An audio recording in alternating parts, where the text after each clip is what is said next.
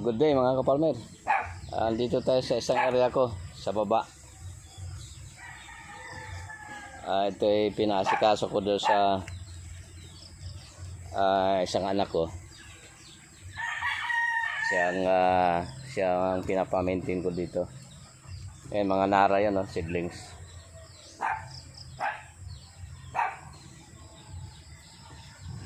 Yan. Ano to nasa 1,000 square meters to.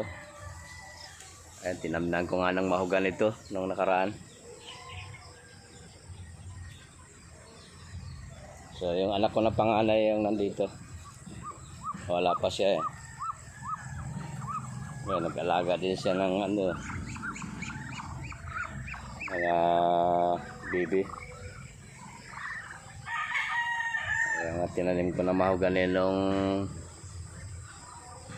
nung unang nandito ako noon. Meron din tayong golden queen dyan na mangga.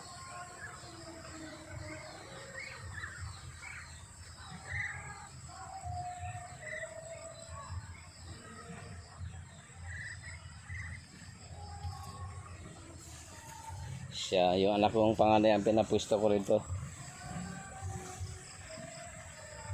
Ayan. Nagawaan ko sa kanya ng plantasyo rin.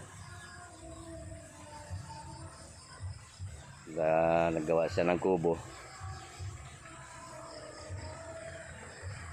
Masagana sa tubig dito kasi irrigated area ito. Ayan may mga bukid dyan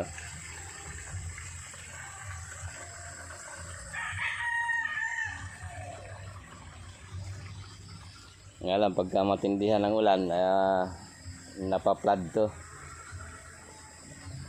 nagiging flooded pagka tagulan kasi medyo mababa na area nga ito. Ayan yung mga tinalim ko na may nara.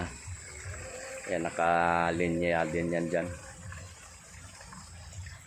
Tsaka yung isang puno doon na gimaras.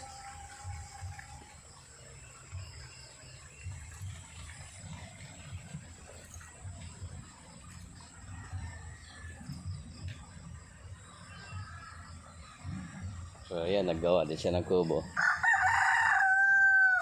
Ayan, binilhan ko nga siya ng isang solar dyan. Isang solar na ilaw.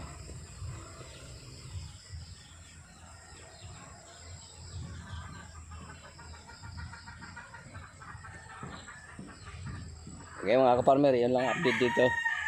Napadaan lang ako dito pero pupunta na ako ng farm. Maraming salamat sa inyo at God bless.